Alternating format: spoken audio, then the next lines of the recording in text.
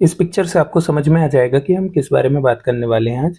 जी हाँ, prostitution, adultery और cheating related themes पे मैं आज बात करूंगा। कुछ प्लेसमेंट्स हैं जो मैंने बहुत सारे चार्ट एनालिसिस करके देखी हैं और ऑब्जर्व की हैं, वो आज मैं शेयर करने वाला हूँ।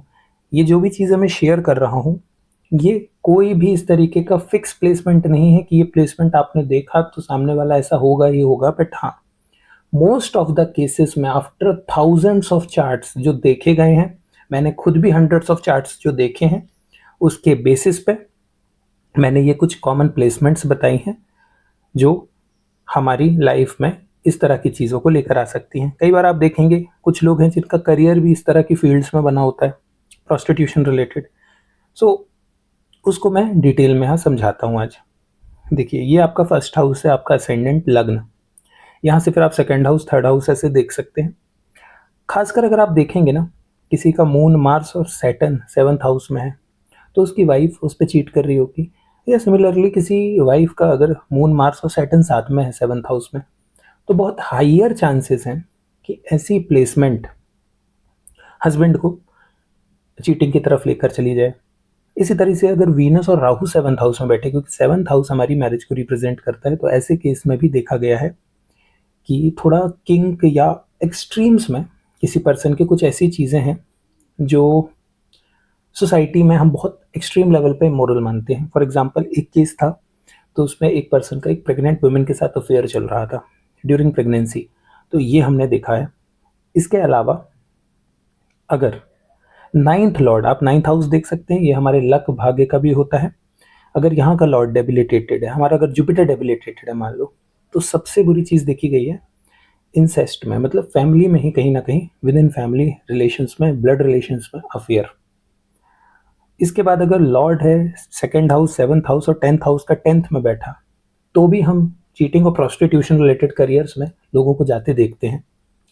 इसके अलावा वीनस और मरकरी अगर सेवन्थ, एट्थ और टेंथ हाउस में बैठा है, तो भी ये एडल्ट्री की तरफ आगे बढ़ाता है। अब देखो, कुछ चीज़ें और भी समझो। राहु इज इल्यूजन, तो राहु का जो प्राइमरी ड्राइवर और मोटिवेशन है वो है टूवर्ड्स वो चीज़ करना जो गलत है, भ्रम पैदा करना। तो उसको पावर मिलता है कोई ऐसी चीज़ करने से जो मना किया जाए। सैटर्न को हम पॉजिटिवली देखें तो वो हमें अच्छे रास्ते पे चलने के लिए कहता है कि डिसिप्लिन रखो, बट प्रॉब्लम यही है सबसे ज़्यादा कि हम अगर सैटर्न जो चाहता है वो नहीं करते तो सैटर्न का फल बहुत खराब होता है।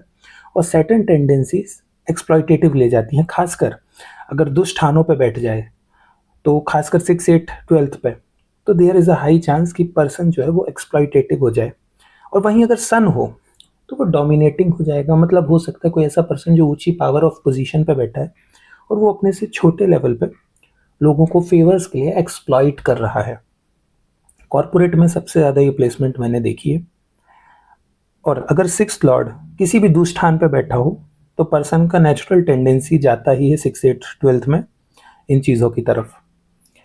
ये प्लेसमेंट्स अगर आप कहीं भी देखते हो चार्ट में, अपने या किसी के में भी, तो आप रिलेट कर पाओगे कि हाँ, पॉसिबली ये प्लेसमेंट्स होती है। बट हाँ, अगर हमारे पॉजिटिव इन्फ्लुएंस, जैसे वीनस का इन्फ्लुएंस पॉजिटिव है, जुपिटर का इन्फ्लुएंस पॉजिटिव है।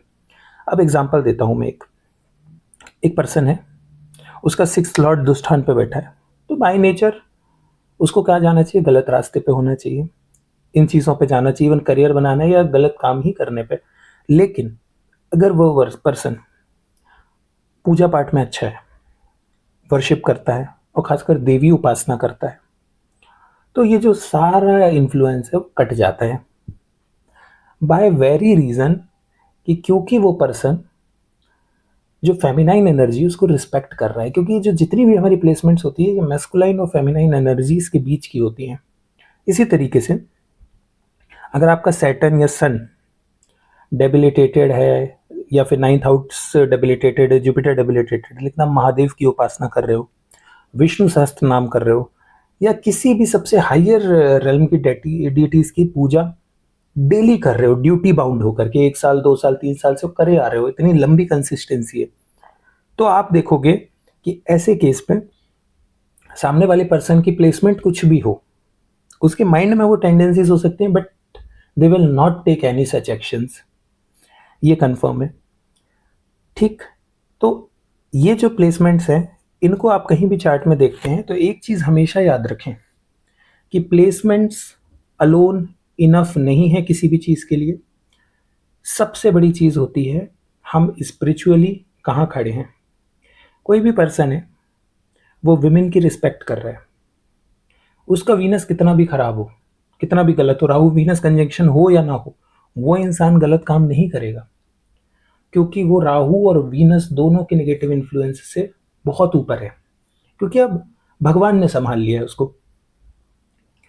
तो जनरली इस तरीके की प्लेसमेंट्स को लेकर ही आपको मार्केट में, जो भी आप एस्ट्रोलॉजर के पास कहीं भी जाओगे, सबसे गंदा मिसकंसेप्शन यहीं पे दिखाया जाएगा आपको कि ये प्लेसमेंट देखा तो ये समझो कोई भी और रेमेडी काम नहीं करती है एक्सेप्ट फॉर गॉड।